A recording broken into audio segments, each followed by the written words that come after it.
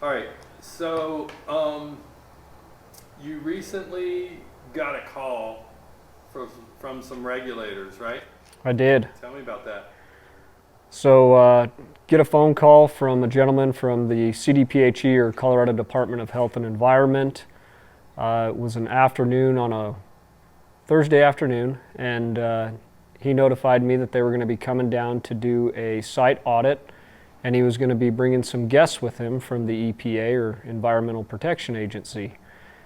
And I immediately thought, well, my father's out of town, and should I call him? One, and I decided to call my dad as soon as I got off of the phone with them and let him know what was going on. I was out of town, they called the office here. And what'd you do? I got nervous, but we've been preparing for this seriously for the last 5 years. In the 47 years that I've been here, and prior to that, we've never had a call or a visit or a regulator in the door. So this was a surprise. Yes, big surprise.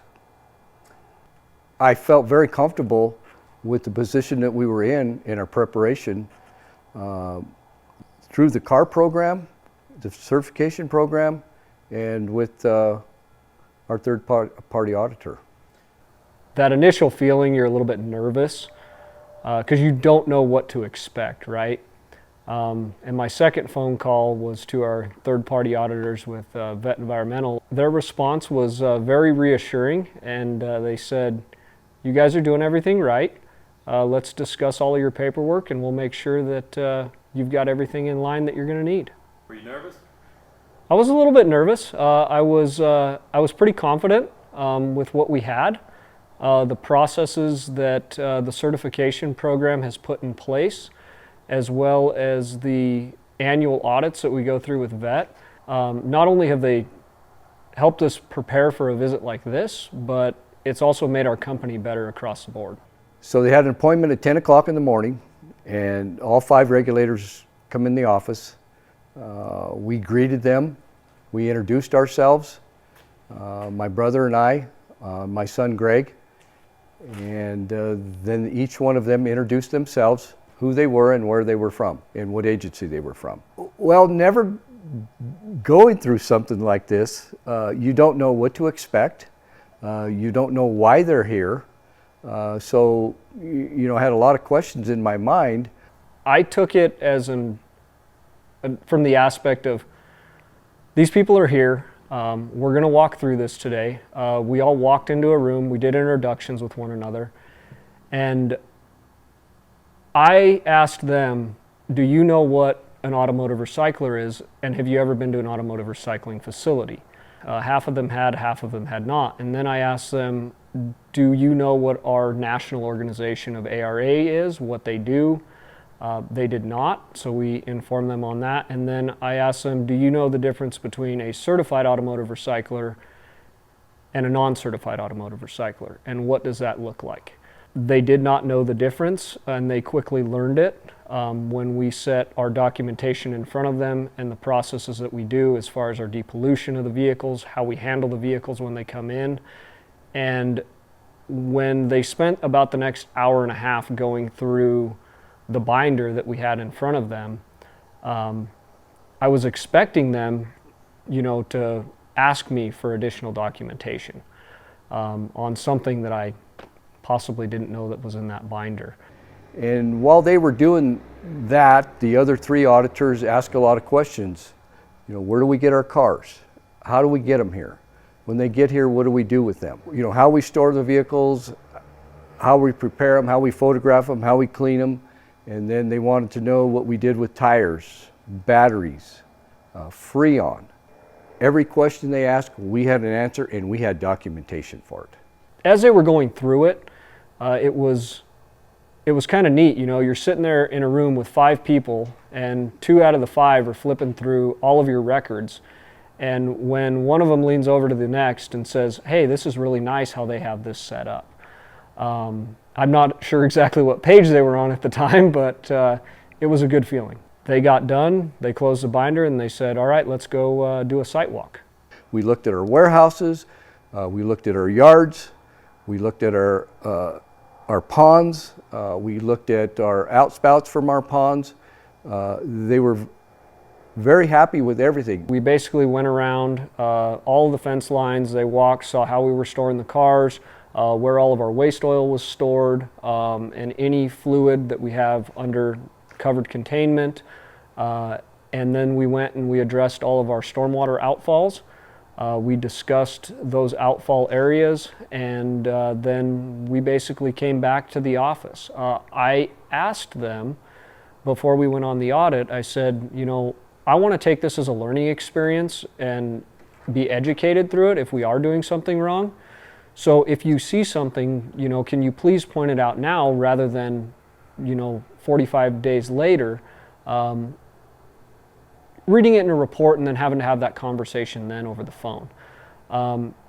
As they were walking around, one of the auditors, she pulled out her camera and she asked, she goes, would it be all right if we take some pictures? And normally we take pictures of violations. And she said, so I don't want you to think that that's what I'm doing. She said, I'd like to be able to take photographs to possibly educate people on how to do it correctly. And that was a very good feeling as well. You talked about weekly, monthly, you know, these inspections, these self-inspections that you do, right? Yes. Are they a huge inconvenience in the business? The inspections are not an inconvenience by any manner. Is it something that is a different process that you have to do? Yes, it is, but it's best management practices, it's good housekeeping, and as you start going through those inspections, what you find is areas of your facility that may need a little bit more attention, or areas of your facility, you know, that there may have been a problem that you're not in that area of your facility every day, every month. And it forces you to be involved with your employees, be involved with the training that comes along with the certification program, and be involved with all of the processes throughout the entire facility. And so it's something that everybody should be doing. The certification program and Vets Audit pointed out that we're not necessarily that we were doing something wrong, but that we just needed to change the way that we were doing it, change the way we were storing something. And those are all things that I feel auto recyclers probably across the country don't really think about every day, even though they're not trying to harm the environment or do anything negative towards it. It's something that unless you go through the certification program and start down that path, that you're just going to keep looking past it. So the return on investment for certification, it is almost immediate when you start going through that, because you are now improving your facility. And if you did not walk through that program and you had a third-party auditor come in, or you have a regulator come in, that is when you are going to realize that return on investment, because when they are able to walk into a facility and you are able to have a calm and what I would say reassuring conversation with them, and when they walk out your door, thanks to that certification program and those third-party audits, that is where the return on investment comes in. And the return on investment also comes when you start seeing what kind of a workplace you're providing for your staff to work in, what their working conditions are, when they're involved, when they know what they need to be doing with, you know, all of those environmental, you know, the fluids that they're dealing with. When you have all of that set in place and you have those processes lined out for them, that's really where it is. Now, to quantify the number, you really can't do that. But I'll tell you what, if you were in the situation to where you were looking at paying a lot of fines, would you rather be prepared for it and go home and sleep easy at night, or would you rather worry about it and get slapped on the wrist with a big fine? And I think a lot of people are sometimes scared to start that process because they don't think they can finish it. But, you know, the only way to start something is, you know, pretty much at the bottom, or, you know, as our good friend Marty always says, there's only one way to eat an elephant, and that's one bite at a time. When we were completely done, I asked them if they would talk to our employees. So we gathered all the employees. They had known what was going on prior to this. And when you get a regulator that looks at a group of your staff and they look them in the eye after they've introduced themselves and told our staff who they were, what agency they were with, and where they came from, and why they were here, and for them to tell our staff the inspection couldn't have went any better, and it was because of our staff, our preparation with the certification program, my brother, myself, and my son, and for them to tell our staff that we did an outstanding job and they had a great site visit here with no violations, there's not a better feeling in the world. And if people would ask me, and I get this question asked a lot, what's your return on investment? That was my return on our investment. Thanks to those processes set in place by the certification program and by our third-party auditor vet, we nailed it. Because of the certification program, our audit went very well. And it really makes me proud to say that. At this point, I'm going to bring Nick Daurio, Greg Daurio, and Elizabeth Grubb onto the screen. Nick, it's been a month or so. Have you received your report? We did. And It was pretty much followed up with exactly what we discussed in our post-site walk interview. We were not cited with any sort of violations or anything as far as that goes. Just like any regulatory agency, they are going to point out a few things here nor there. So if you have wattles that you use for stormwater or sediment containment, those big straw wattles that are 6-8 inches, those need to be in earth, as they referred to it, 3/4 of the diameter into the ground. And then there were some directional of flow arrows that they wanted added to the site map, and just some verbiage changes on a couple of those monthly, quarterly, and annual reports. So very, very minimal changes, no even response that they requested for us to send it back. They basically said, hey, just make these very few simple changes and you're good to go.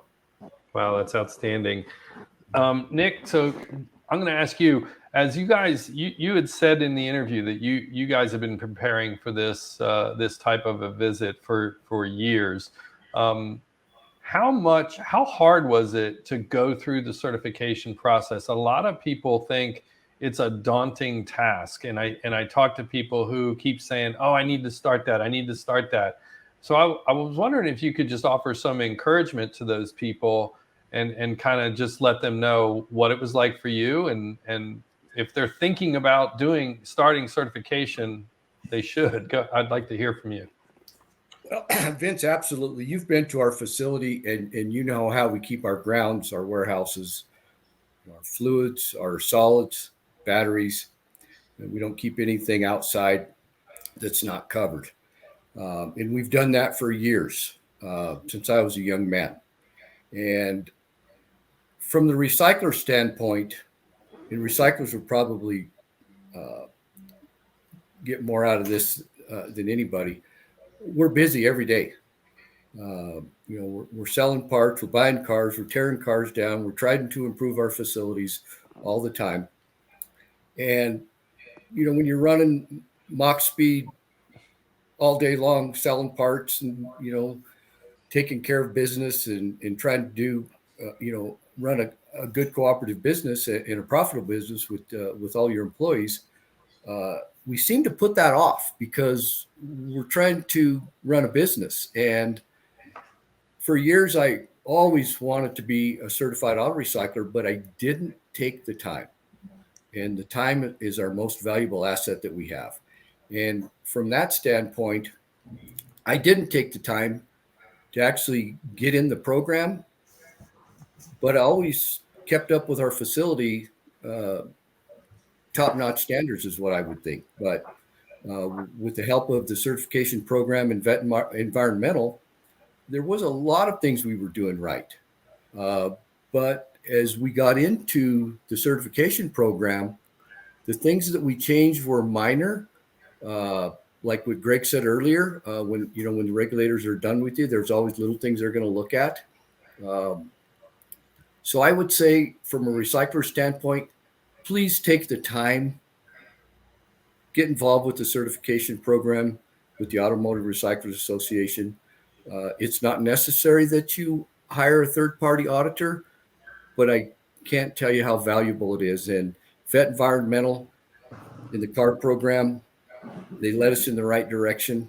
And like Greg had said earlier in the short video there wasn't one question that the auditors had that we did not have an answer for, and we didn't have it documented in our binders. Yeah, that's. Oh, go ahead, Greg. Yeah, and that speaks depths into what the process on the backside that vet does, and how they prepare all of that ahead of time, right? And so I was kind of going frantic there, getting that phone call on a Thursday afternoon, and I'm on the phone with Liz, and I mean, she was great. She was even calling me before I'd call her. Hey, make sure you check this, make sure you got this in this appendix of the binder, and because you know how we are, right? We get a binder, we get it, and then we start flipping through it, and they get all disorganized from time to time. But I mean, she took all the time we needed to make sure we had everything from point A to point B, and I mean, it went very, very well. Yeah, So, that's great. And Liz, I want to hear from you. I want to ask you from your perspective, how was this process of walking through the certification, the portion of it that you were with? How was that process when you walked through that with Daurio? And then tell me a little bit about when you got the phone call from Greg, and based on the work you had already done, your advice and your guidance to him. Yeah, I would say we audited them for the first time back in 2020, and like Nick said, they were doing a lot of things right. And anything they weren't necessarily doing right, it needed to be documented. I think that's across the board, one of the number one things we see at recycling facilities is documentation of inspections, where you dispose of your used oil, where your antifreeze goes, just proving where all of that went. And so it was just minor tweaks here and there to their systems just to make sure that everything was tidy, organized, and could be readily accessible in the case of an inspection. And that is something I always try and emphasize on audits, is readily accessible. If you get a surprise inspection and it's not readily accessible, that could potentially be a problem. So just focusing on that with them. A lot of facilities are doing things correctly. It's not necessarily a major overhaul of their facility and super disruptive. It's okay, maybe make a copy of that invoice and put it in an environmental folder. That way, if a regulator shows up and says, what do you do with your used oil? You produce your environmental folder, and you're not going through 3 years of receipts from where the guy picked up your used oil, right? Just minor tweaks to the process. And as for when I got the call from Greg, I honestly didn't sweat it too much. We've been there for years, and I knew exactly what he would need guidance on. Like he said, okay, make sure these things are in these appendices of the binder. Just organization, making sure that they were ready to produce the things. But I knew that they were doing inspections because I go there every year and make sure they're doing that, right? That's the benefit of a third-party audit, is every year I check up on them, making sure they're keeping up with their inspections, they're doing their training, and anything that goes along with that. So I think they were sweating it more than I was, but I knew they were in a pretty good spot. So. Yeah, I'm sure they were. They were on the front line, but you had already seen how they had prepared and had helped them in that. So guys, I want to thank you for taking time to do this and answer these questions and watch this video. If anybody who's watching this either now or in the future has any questions about ARA's certification program or a third-party auditor like VET, I'd encourage you to reach out to the association. You can reach out to me personally. And we'd love to help you prepare in the event that you have a visit like this. So again, I want to thank everybody for watching, and you guys, hope everybody has a great day. So thank you very much.